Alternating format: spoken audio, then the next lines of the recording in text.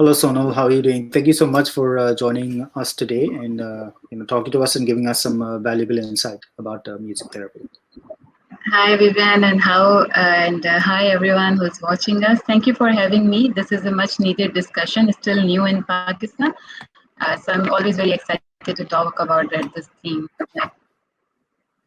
Perfect. So, can you just tell me a little bit about music therapy? Like, just briefly describe what it is and how you came to start working in this field, and a little bit about Parindey. So I'm going to share a story so that people understand that how we picked up music therapy in Parindey. So we are a group of youngsters who used to do voluntary work and voluntary camp in Pakistan with our Khan Youth and Sports Board. And one of our camp was in Islamabad where we had 74 participants and only one participant was having a special need. He was having ADHD, hyper disorder, and Mudassir was the only one. And we discovered on the second day of the camp that this child has a different behavior. His attitude is different. He's operating different than the other kid. He was able to find his bond with one mentor in the camp only. And we started noticing that he likes to take part in the things where he's able to produce or utilize his energy. So on the open house of the camp, his parents came and they especially came to meet us, and they shared that in 13 years of his life, Mudassir was 13-year-old at that time. He is first time accepted in the camp among the normal participant, who we like to call normal. And they shared that like in 13 years, they have seen their kid laughing for the first time, smiling for the first time. And his face is so better. He's no longer having swelling on his face. So we started observing that what was there in the camp which was attractive towards Mudassir. And we found that Mudassir used to take part in three modules only: art, music, and sports. So, all the modules where physical energy is needed, where he's producing something, where he's able to express, where he's able to release the energy. From there, we started exploring and we went on the journey of exploring how arts can be used as a tool for healing. And back in 2015, unfortunate incident happened where there was a terrorist attack at our community bus, and I lost a very close member of my family. Um, so it was the very first attack on the community. So everybody came forward, and we used a lot of recreational and creative tools to help community and the secondary and primary survivor of the incident to come out of the trauma and to come out of the trauma of the incident. That's where another time I got to experiment art and music as a tool of expression and as a tool of healing. So that pushed me towards taking on this tool as a professional, like to bring it in the professional work. I did my diploma in art as a therapy practitioner, and then we learned about the music therapy, we learned about the art therapy, theater therapy, cinema therapy, and then we started Parindey training and counseling in Pakistan with the aim of extending our support to the larger community. Either they are going through the mental health struggles or they are victim of any sort of violence. To provide them tool which can help them to find their real self and in the depth of it to find their will. That's what we do through our programs. Any person struggling with is they feel that they have no help. They feel like nobody's there to help them. And through arts, we bring this will back to them. Perfect. That's such great work and so very needed in not just in Pakistan, I'm sure globally. But in Pakistan, can you tell me since Parindey started, your the patient, the base of patients that you have, or the core of your patients, what is their age group? Is it just children, or is it morphed into adults seeking that sort of help as well now? Do they even seek help? So It's we have different programs and we have different like age groups where we target. You'll be surprised to know that corporate in Pakistan is coming forward and they try our drum circles a lot. So they are very much into the music therapy.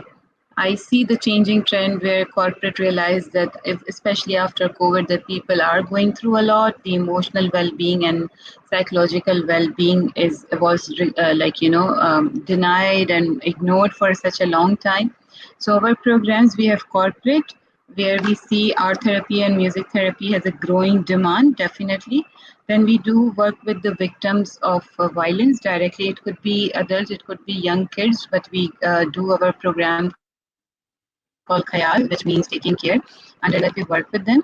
Then we have the open public group. So technically, we counter every age group in Pakistan. We have one special program which is just for the females, especially for the mothers, because we feel that mothers and their mental health is something which is not even we are not even conditioned to count that they can have a mental health struggle, or they even in their daily life they can go through something.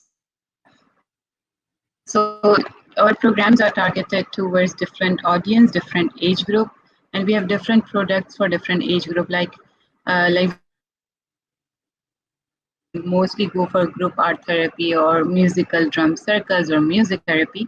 But when it comes to a long-term program where we work with the victims or survivor of the violence, then we have a different structure where we do music therapy, we do art therapy, we do mindfulness session, we do one-to-one counseling, all sort of different tools which can help them to come out of the trauma and become a positive or contributor towards themselves and towards the society. Okay.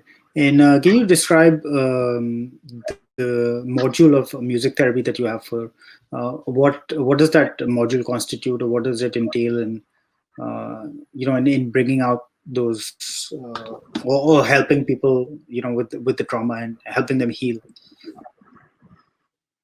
So I think one of the very, let's say, I understand that mental health already has a taboo attached to it. Like there is already stigma attached to this topic, and I realize that so many people do not go for therapy because they are not comfortable in talking to, or the therapy is not very affordable, right? So why they find art as a powerful tool for healing is because they are able to express themselves, especially those who are not able to express themselves through vocals, right?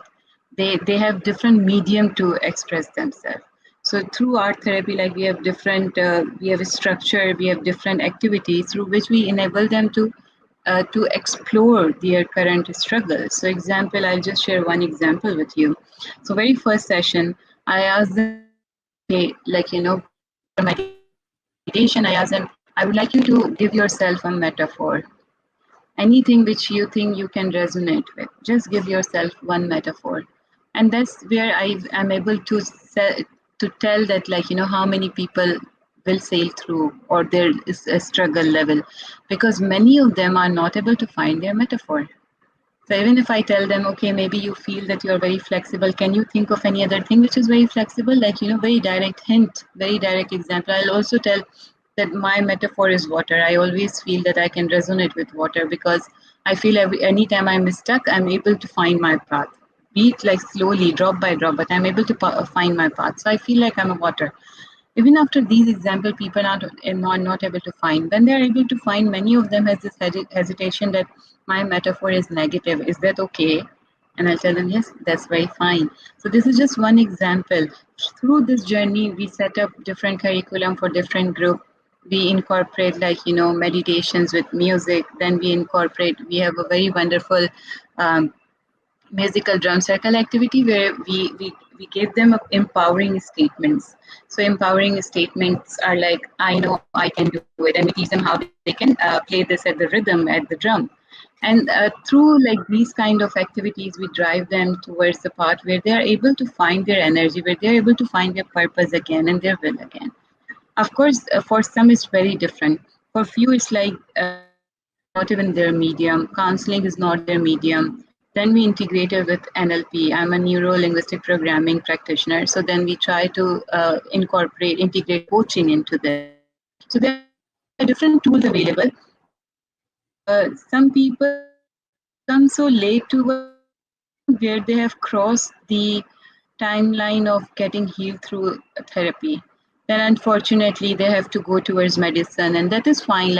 Some people still choose to come for therapy as well because they find their comfort, or they continue art therapy at their own because they find their comfort in this. but there are different ways. The core of therapy, be it art, be it music, be it theater, be it sports or counseling or coaching, the core is to drive them towards the inner hidden guilt or fear or something. So most of the time when they are able to explore that, when they're able to take out their struggle or their trauma with anything, they find like they feel easy, they feel relaxed. And this is where other activities start working well. So first thing in any therapy or in our session as well is their acceptance that they are going through something or they are feeling in certain way, be it a negative struggle or a positive struggle.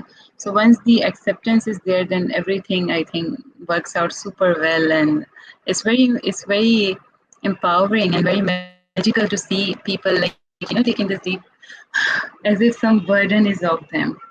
Like when they're Mhm. explaining their artwork or when they play the drum or shaker or any other rhythmic. Even in meditation, sometimes I feel like in the beginning of the session when we do meditation, they'll take such a deep breath where it's as if they achieve what they wanted to achieve in this session and they no longer need to sit, but I will see them smiling throughout the session or even passing that energy to someone else. So it's very magical to see that. So my next question is, because you've spoke about the modules, therapy, not just in Pakistan, globally, it's an expensive practice. Unfortunately, things do come down to money, and seeking that help. Yes, awareness and wanting that help is the first step. But do you think that the hindrance in Pakistan, in terms of money, are there even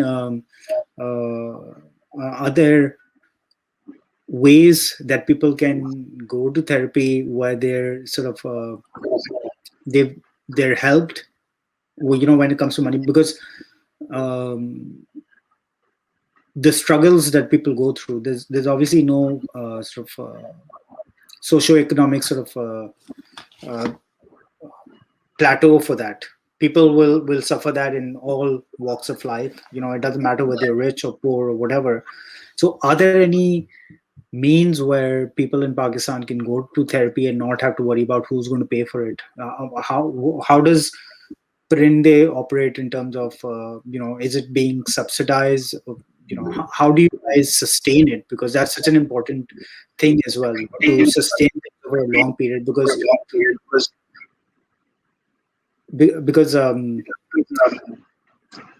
therapy is not a 1 day thing or a 2 day thing. It's a constant struggle, and you have to go back, and you've got to, because for every one step forward there might be two steps back, and then you have to keep going. And it's like a recurring thing that you have to keep telling yourself that self-care is important, and that so how does that work, especially in the context of Pakistan? Yeah, so first thing is like today or tomorrow, all of us will need it, or maybe we still need it. We are just ignoring it. A stable person is very needed in the current time and in the future as well. So COVID was the biggest hit, like where people realized that okay, we are not so stable, we are not so resilient. We saw growing cases of suicide, we saw growing cases of domestic abuse, we saw growing cases of divorce. All of this are coming from because we were not so stable. We were just in a routine, and then when we all faced uncertainty, then we saw that okay, we cannot stand this uncertainty. Now, in COVID also brought some positive side, especially in Pakistan, towards mental health. We saw government setting up a free mental health counseling helpline. We saw many other organizations setting up free helplines, especially digital platforms like Sehat Kahani. They started free online counseling and consultations for mental health.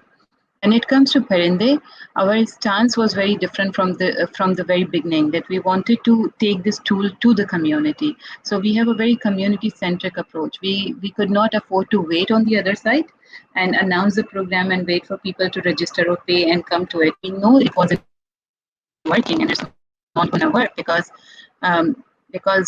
number one is there is a stigma that if I go to see a doctor and ke mujhe kuch ho raha hai, people will call me pagal. med, and then I pay for it. I usually hear people saying that should I pay for so that people can call me med. So we took therapy to the people. So in the beginning, we invested a lot of our own money. My practice till now is that whatever I'm earning, I keep 10 to 20% for it aside for Parindey. But now we see the sponsors coming on board. We applied for grants. We have a small grants available. So when we are doing corporate programs, we charge for it, and money from those corporate programs will go for the communities where we do not charge. We do not charge for our victim program. We do not charge for our women program. We do not charge when we are going in the community to do the sessions. So entire idea was to take therapy to them, because the gap was there when people were not coming forward to experiences, to taste it, because they cannot afford it. Even a 20-minute session, there's such a there's such a fear attached to it. They were not coming up, so we had to go to them. And even when we were going to them, there was again the stigma is still there, because they're like, okay, they are here because they think we are mad. So we had to rename our sessions, like discovering self through art, re-exploring ourselves through music. We have to rename, rebrand entire thing, so that we make people comfortable to come forward. And our approach started we also started moving towards preventive approach, that to take a proactive approach, that how we can prevent communities and involve communities in advance towards this tool, so they have something to with them, instead of moving towards a level where they have severe depression and then they seek help, or when families or communities will abandon them. So in COVID, what we did, we made our own art therapy, self art therapy videos. We made it viral through WhatsApp, so that people who do not have do not have are not privileged enough to even think that they need a therapy, or are not privileged enough to approach free therapy helplines, because sometimes abusers are the providers. So many women in these cases, their abusers had the cell phone or the internet, so how do they approach these kind of platforms where government was offering it for free? So we made these kind of videos which is easy available. All you need is a simple art paper, just simple color and a paper. So not very expensive and a fancy art material either. So we tried to make it as simple as possible, but just to bring in the tool which is easy to practice by themselves.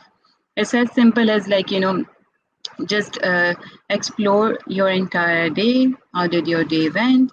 What emotions were there? Was it like just one emotion throughout the day, three emotion? What is the color or shape of this emotion? What is the weight of this emotion? How it looks very simple.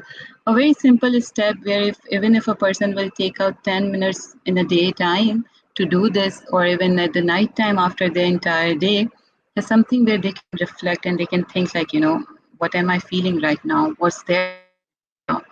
So therapy is expensive. It's a long-term process. Many people quit in between, and it takes a very long time. But I'm glad that government and other NGOs are coming forward to join the mission, and there are free consultation available. Parindey, from the very beginning, we were not charged for our programs. We just charged for our corporate programs. So we are happy about it that we were already in the mission. Perfect. And just before we go ahead, when you spoke about being stable, you talk about emotional stability, correct? I didn't get it. So in your last statement, you were talking about how when COVID started, we a lot of people Yeah, because of there was a high rate of suicide, domestic violence, divorce, yeah. mental health. The issues that crept up was you had mentioned that we as a people we found out that we weren't stable, and that's why. So when you were talking about stability, was it emotional stability, or is there something else that was also sort of an indicative factor? I think it's our emotional stability with our capacity of being resilient. What capacity or tools we have to counter uncertain situations and come back to the normal. Because we are not resilient, enough. That's why our well-being is also questioned. If your societies are resilient, they have good access to well-being. But when your societies are not resilient and they are surviving on the day-to-day basis, hand to mouth, how can you imagine that society to be resilient and then mentally fit? Especially in the circumstances of Pakistan, where the concept of intersectionality comes in. So let's say I give you example of this woman who cannot access. So number one, she's woman, so she is suppressed in that way. If she is economically not empowered, if she doesn't go out, doesn't work, she doesn't have money of her own, she's money wise dependent, then she's going through something emotionally well-being, her well-being is not okay. So there is intersectionality that no, it's just not mental health, but mental health is connected with economic crisis, is connected with the health. Everything is so connected. So if I'm not healthy physically, of course I'm stressed out. If I'm not earning, I'm stressed out. And as soon as I'm stressed out, my behavior, my actions are different because I'm not resilient. I'm not capable of deal with such a situation. Society didn't teach me that. My family didn't teach me that.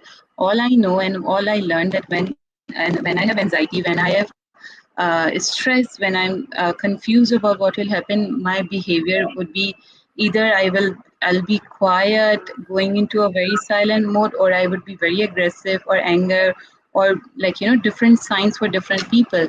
But it all comes when if it is all binded towards the concept of being resilient.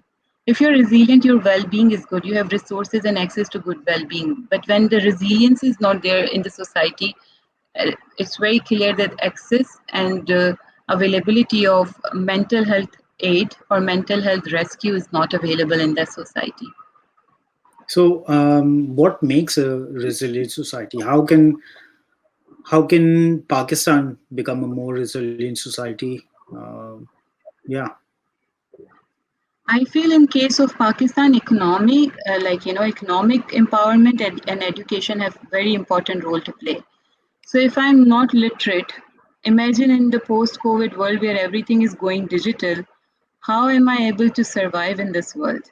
So I'm not literate, I do not have education, and if I do not have education, I'm not earning. When I'm not earning, naturally, what will happen?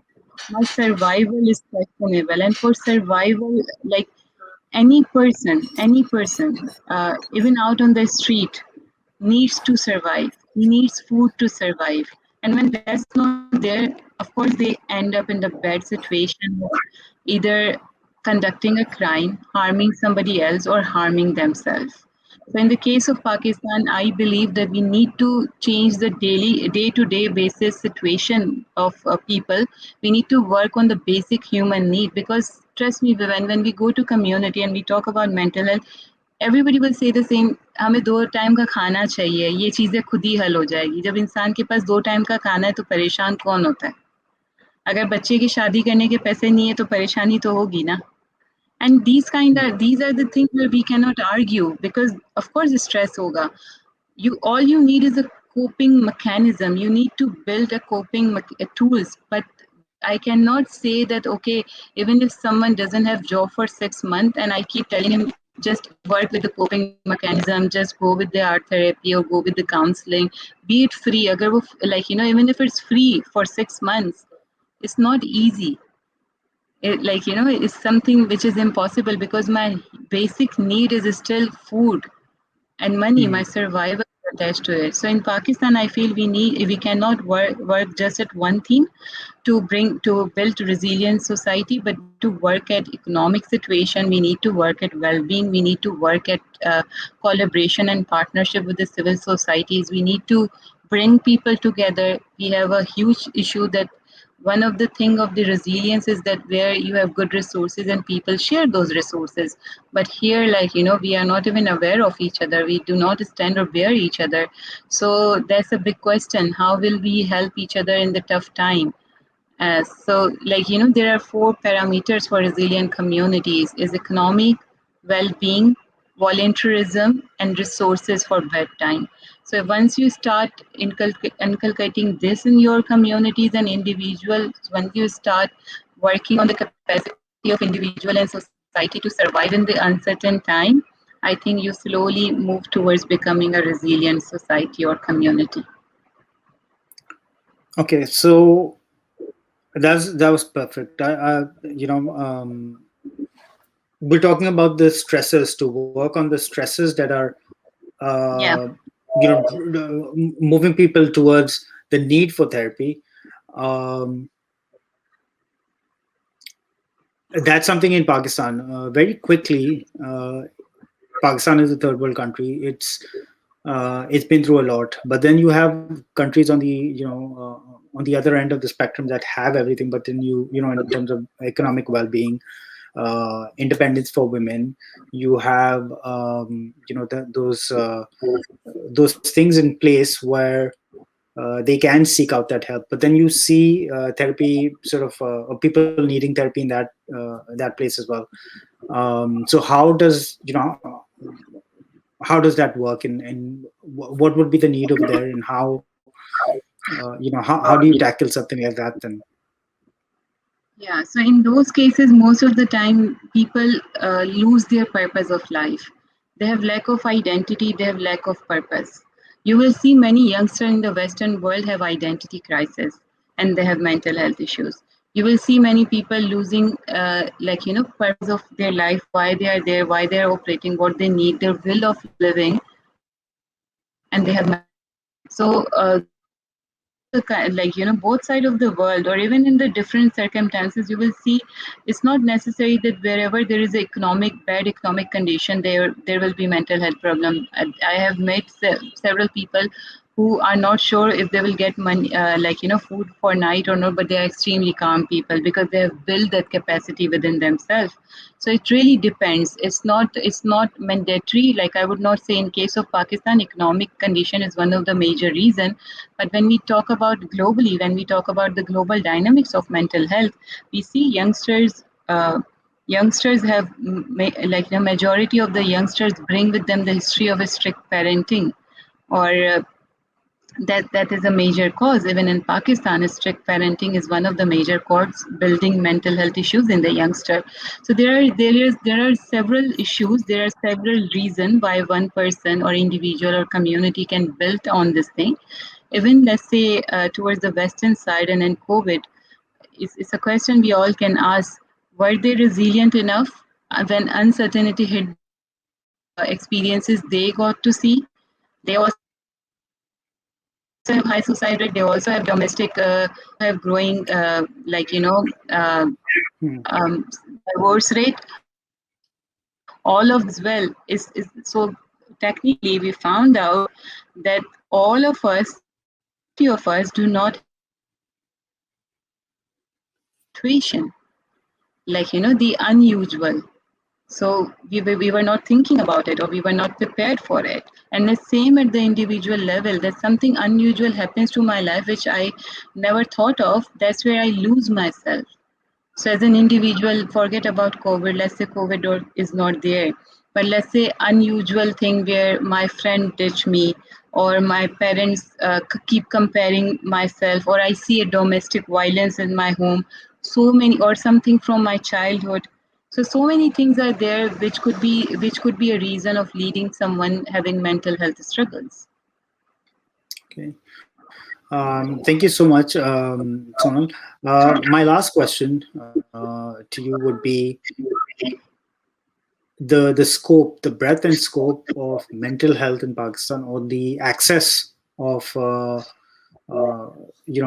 resources to combat that. What's the scope going forward? What do you see in terms of the acceptance rate? Will people be able to freely accept it as just another thing that they need to do to cope with life, or are people still going to be still going to be a little apprehensive about accepting it and moving forward and requiring that help, even though, like you said, a lot of people ignore it? So do you see that Yeah. changing?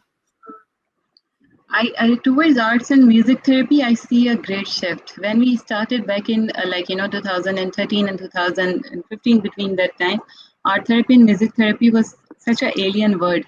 People used to react like, huh? They will say how art can help So I still laugh, like, some people still have this reaction towards, like, how music can heal us.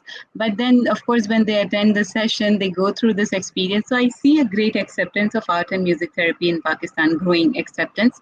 It's not us, but many other people jumped in into this area, which is amazing to see. Especially drum circles are growing in the country like anything, and that's a very beautiful thing. Like from north in the Hunza to Lahore, like Punjab and towards Sindh, everywhere is growing, and that's a beautiful part, because I feel art is a very core of building resilience and bringing communities together. Art was taken away from our community. Like this entire huge topic and debate, that how arts and culture and how diversity was taken away. Like, Karachi used to be the hub. There were festivals, there were wall full of designs, but slowly everything was changed. So I believe as soon as you bring art back into the society, at the core of it brings people together naturally, and that helps to connect people. So art and music therapy has a good scope, and generally as well, mental health is there is a slight shift.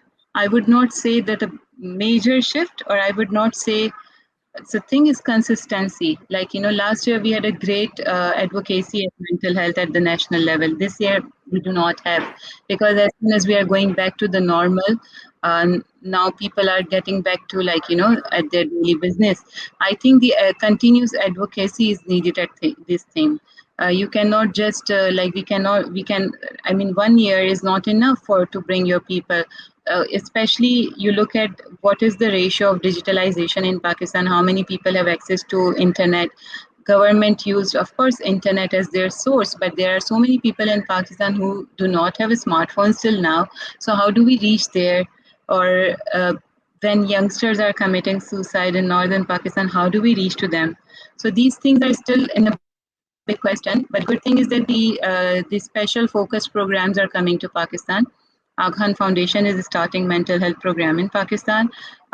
European Union is starting mental health programs in Pakistan. So these kind of programs are coming up, but I feel at the national level and in the local languages, very important. Local language content is super needed to make this thing accepted. Because till the time I do not talk to them in their language, till the time government do not advocate for this in the regional languages, it will be very difficult for us to mobilize and to reach to the larger wide audience.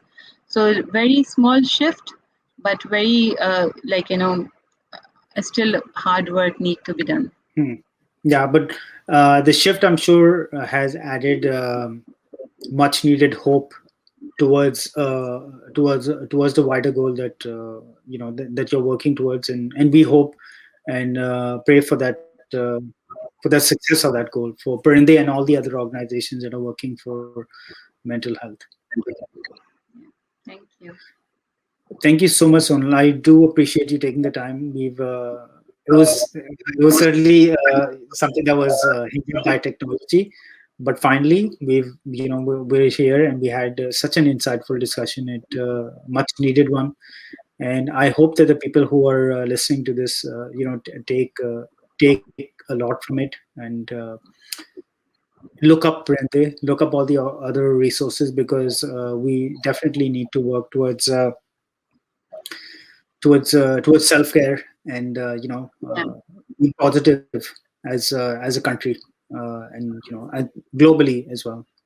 So thank you for taking the time. I really do appreciate it. I wish you and your organization uh, all the good luck in the world. Much success to you guys. Thank you so Thank much, you. and You have thank a you great. for arranging this. Yeah. Thank you. You're welcome. Thank you again, and take care and stay safe. You too. Take care.